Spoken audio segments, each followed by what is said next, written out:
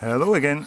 A new day, working on the compost quite a bit later than planned, and that's partially because things got in the way, and I've had quite a big change of plans which I'll explain a little bit later. For now I'm waiting for help.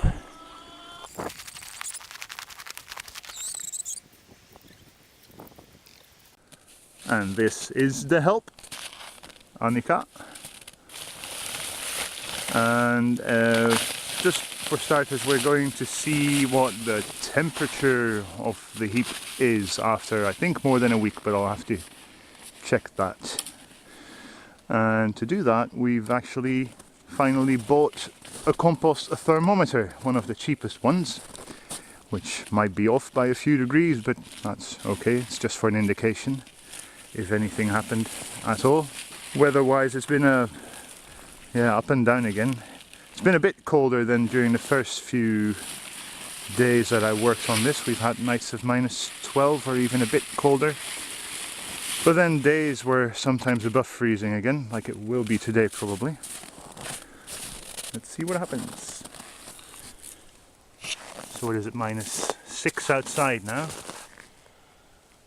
Well.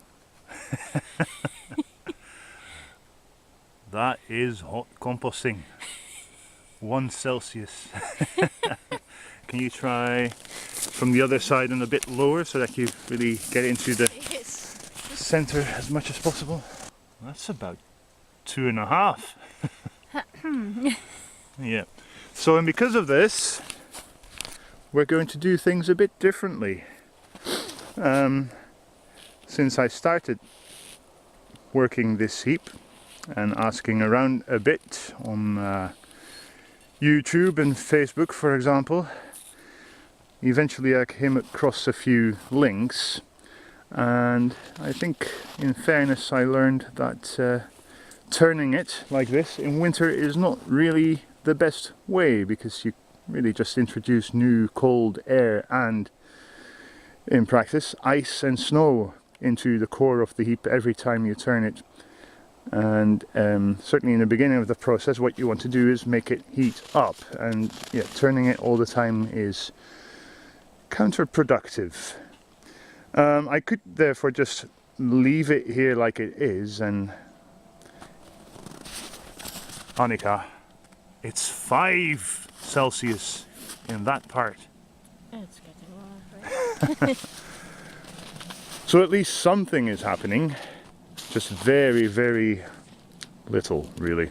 But so yeah, I could leave it here and it will eventually get underway, as it was when it was in the holding area there, with a bit accumulated again already.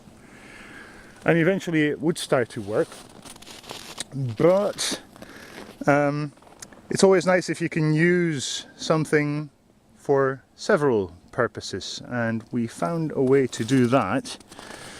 Sometimes connecting the dots takes a while, as it did this time. Last year in our tiny little greenhouse I tried to build a hotbed, and that didn't work, probably because I started too late, and probably because I got the mix of ingredients wrong, not enough nitrogen, and starting too late meant that it froze over quite quickly after I put it in the greenhouse. Now we've got a partially frozen heap here, which we will transfer into the greenhouse. That will be today's job, along probably because really not much happened in the core yet, so it's still okay to introduce new material. So we have some more kitchen scraps which are still room temperature, and we've got this here which is not really room temperature, but it's, for a large part, it's kitchen scraps again. And we've got quite a large amount of straw hay mixture with manure from the chickens and the ducks. That's all probably frozen, but we can maybe defrost that a bit with lukewarm water. And we'll put all of that in the greenhouse and hope it gets hotter there. Then of course we won't be turning it. That's not really doable, but that's okay, because it will do several things in the greenhouse. Namely, it will warm the greenhouse. It will be a passive Nah, not really passive. It's an active kind of heating, just we will be passive about it once it's all in there. If then everything goes well, the heap will start heating up to about 50, 60, 70 Celsius. And that will mean it's just a few degrees warmer in the greenhouse than outside. You can make handy use of that fact by putting seed trays on top of the hotbed, and they will definitely be quite a bit warmer than if you would just put them in the greenhouse without the hotbed. So basically you can start seeds off, I don't know, maybe a few days or maybe even a few weeks earlier than you could otherwise. And we'll see how that goes. It will be quite a job because we have to move this whole heap and all the other material over 60-70 meters of uneven snowy terrain. Sit back and enjoy. Right, so that's the little greenhouse and 4 pallets we're simply going to string together to hold the compost together.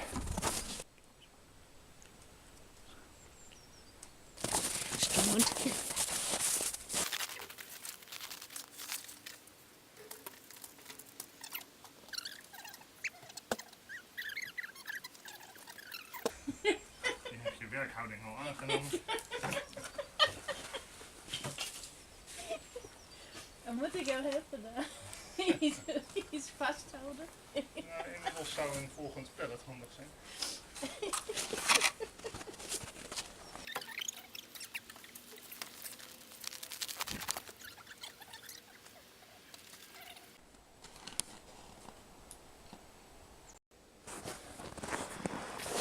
Right, so now we have to think layers again, and I think we'll want to keep what is now the core.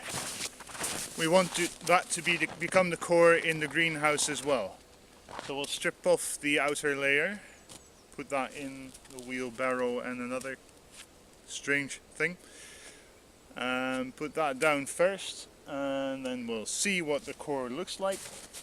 We'll see what the duck house straw and manure looks like, and then we'll decide what goes on next.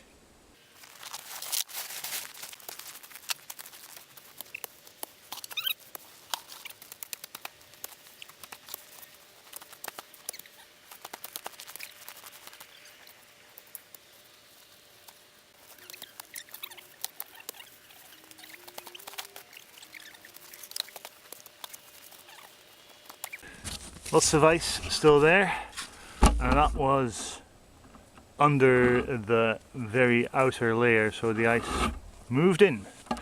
But here,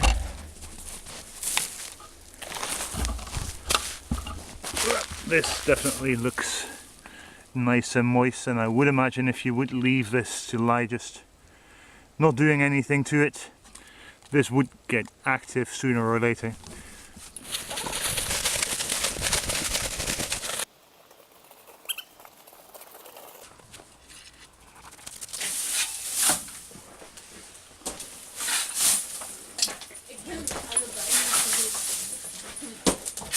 Er zijn meer van deze vorken in de garage.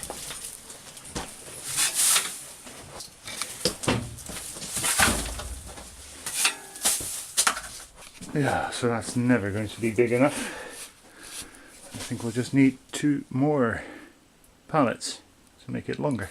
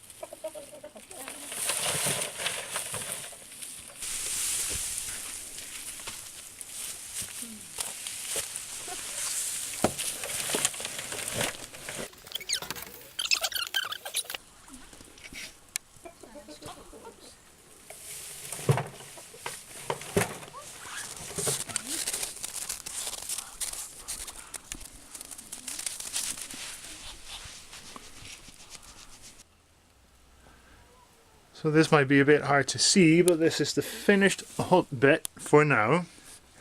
2.5 meters by 1 meter by 1.5 meters high. Easily more than 1,000 liters. And just for fun, it's about 5 degrees now in the greenhouse, even with the door open all day as we were working. The inside of the compost is around 2. So on the cool side. But we've transferred the whole heap, the old heap, to here, and the outer shell is the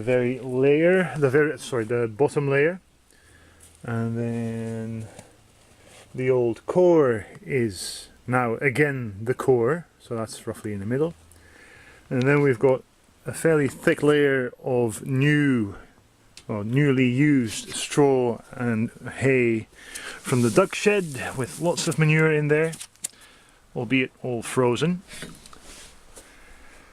And it was interesting to see that the core of the old heap was actually not frozen.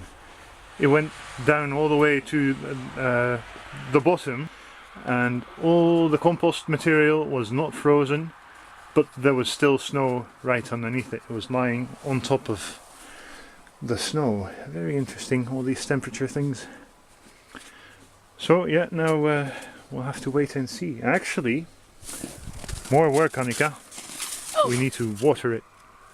Oh no! Oh yes.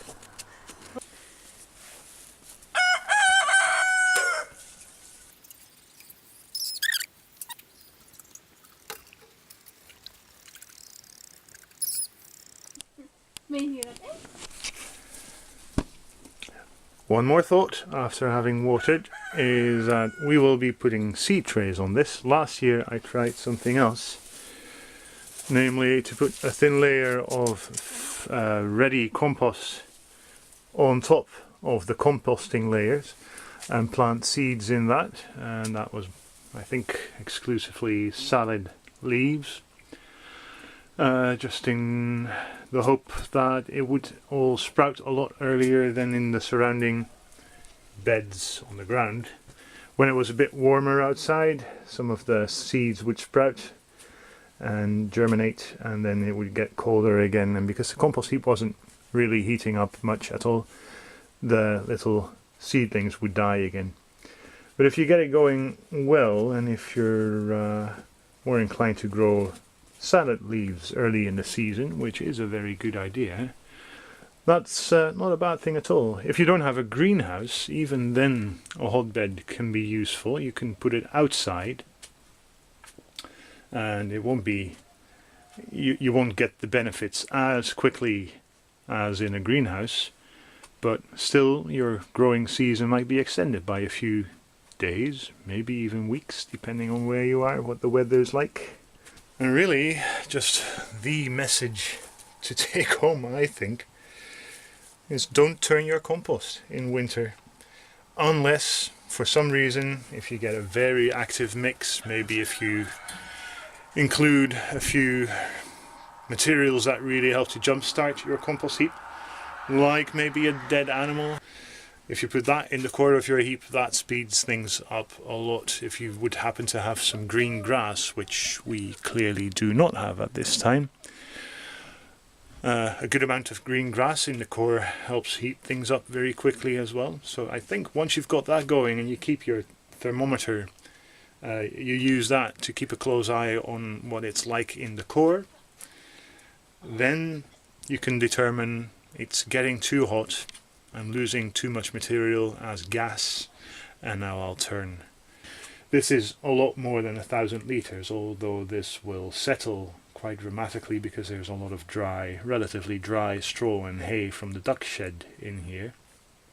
Thing is, if you're going quite a bit past 1,000 litres, the heating process in the core, if undisturbed, if not turned, can actually become quite dramatic and might, yeah. Apparently compost heaps have been known to combust spontaneously. Imagine that we would find that the temperature goes well beyond, well, or goes above 70 centigrade at all, then there's nothing for it. I think then we have to take all this material out, dump it outside the greenhouse and turn it essentially and put it back in. So the coming few videos will probably be a bit shorter. No long turning processes to film, just gauging temperature and see what happens with any seeds that we try to grow on top of this heap. It'll be very different than what I set out to do, but more interesting, I think. As they say in permaculture, things should have multi-purposes. The more purposes you've got with one element, the better it is. And this change of plan has certainly added a few. It will heat the greenhouse. If the greenhouse warms up because it's nice outside, like today, even when it was -5, maximum -3 Celsius, I think today, it is a lot warmer here in the greenhouse, so any snow, ice still in the compost will thaw much easier than outside, and all of that will help to get the compost process going. And then there's the added benefit of getting seeds to grow faster, earlier mostly. It's all good. The big negative will be that this all will have to go out of the greenhouse by the time we want to start planting. The big positive is that we've got compost in the greenhouse now, which we can use to fill the side beds, which definitely need a good thick layer, maybe up to 5 inches. Yeah, spring will be busy. Right, okay, thanks for watching. Hopefully some updates with high temperatures and maybe even some sprouting green soon. Bye.